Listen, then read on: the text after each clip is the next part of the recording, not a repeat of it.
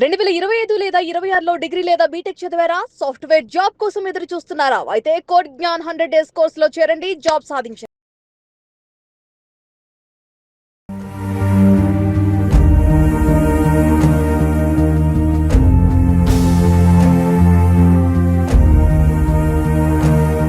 Hi hello welcome back Suman TV. నేను మీ శ్రీను. ప్రస్తుతం ఏదైతే జ్ఞానేశ్వరి మిస్సింగ్ కేసు ఉందో, జ్ఞానేశ్వరి మిస్ అయ్యి ఈ రోజుకి 28 రోజులు గడుస్తున్నా ఎటువంటి ఆనవాళ్ళు కానీ ఆచూకీ కానీ దొరకకపోవడం అనేది మనం చెప్పుకోవచ్చు.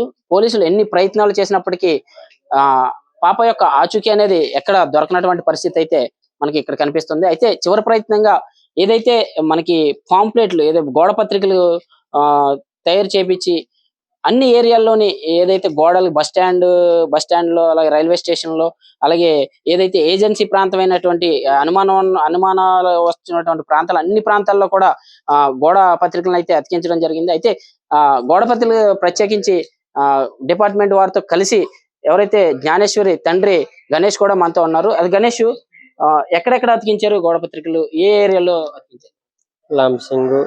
లంసింగు పాడేరు మొత్తం ఘాటి అటు సైడ్ మొత్తం చిన్న చిన్న ఊర్లు ఉన్నాయి, విలేజెస్ మొత్తం పాంపేలు పెంచుకుంటూ ఇచ్చుకుంటూ వెళ్ళాం. అక్కడ ఏదైనా మీకు ఏమైనా ఆనవాళ్ళు కానీ ఎవరైనా చెప్పడం కానీ ఏమైనా జరిగిందా? అలాంటివి ఏమి లేవు. పాపని ఇవ్వగానే ఇంకా దొరకలేదా అని అడిగింది. చాలా ఎవరికైనా చూపించారా అక్కడ మీరు ఫోటోలు? మామూలు పాము కార్డులు ఇచ్చేటప్పుడే వాళ్ళు వెంటనే ఆనవాళ్ళు కట్టేసారు. ఎవరు రాలేదు.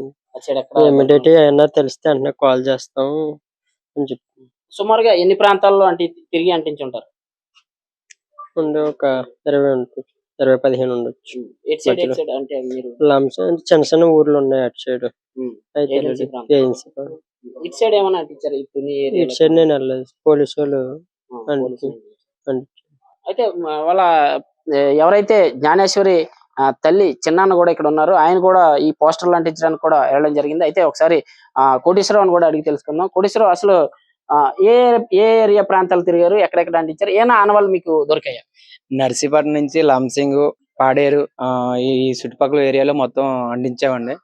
వాళ్ళకి ఫోటో చూపించిన తర్వాత మాకు తెలిసింది మీకు దొరికిందా పాప అని మమ్మల్ని అడిగారండి.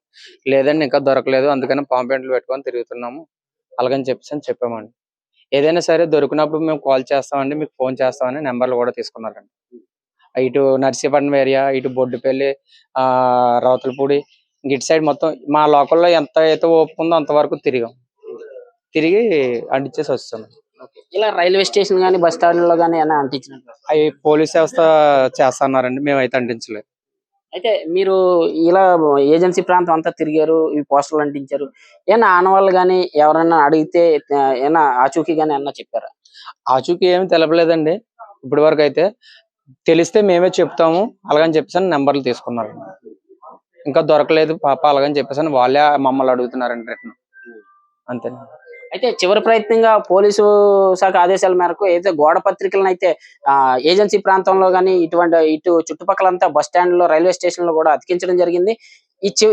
ఈ విధంగా అయినా పాప ఆచూకీ దొరుకుతుందని కూడా పాప తల్లిదండ్రులు వేచి చూస్తున్నారు.